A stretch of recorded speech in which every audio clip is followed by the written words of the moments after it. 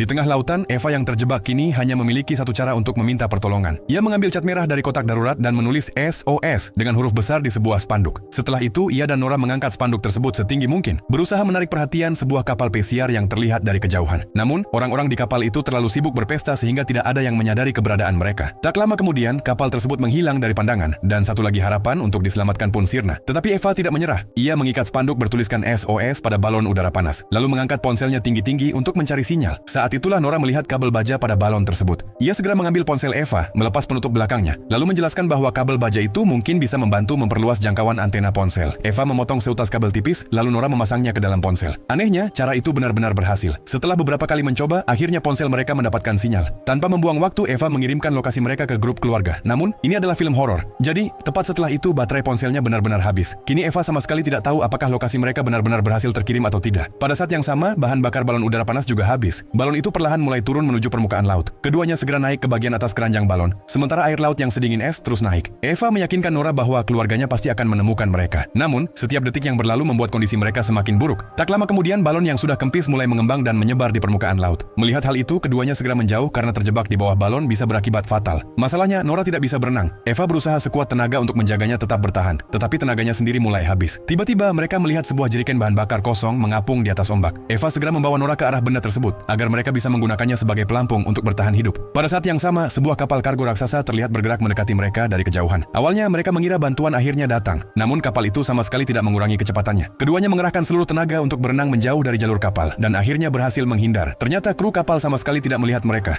Mereka berada di titik buta kapal. Sekali lagi, harapan untuk diselamatkan sirna. Kini tenaga mereka hampir benar-benar habis. Jika tidak segera ditemukan, kematian di tengah lautan luas itu tampaknya tidak bisa dihindari. Tiba-tiba, Eva mendengar suara yang sangat dikenalnya. Itu adalah suara peluit mainan milik Lily. Artinya, lokasi yang dikirimkannya ternyata benar-benar berhasil diterima. Namun, menemukan Eva dan Nora di tengah lautan yang begitu luas hampir mustahil. Saat itulah Nora mendapatkan sebuah ide cemerlang. Ia mengambil cermin kecil yang tergantung di lehernya, lalu menggunakannya untuk memantulkan sinar matahari ke arah kapal. Pantulan cahaya itu langsung menarik perhatian Lily. Tanpa membuang waktu, Lily mengarahkan perahu menuju mereka. Akhirnya, setelah perjuangan panjang di tengah lautan, Eva dan Nora berhasil ditemukan dan diselamatkan dengan selamat.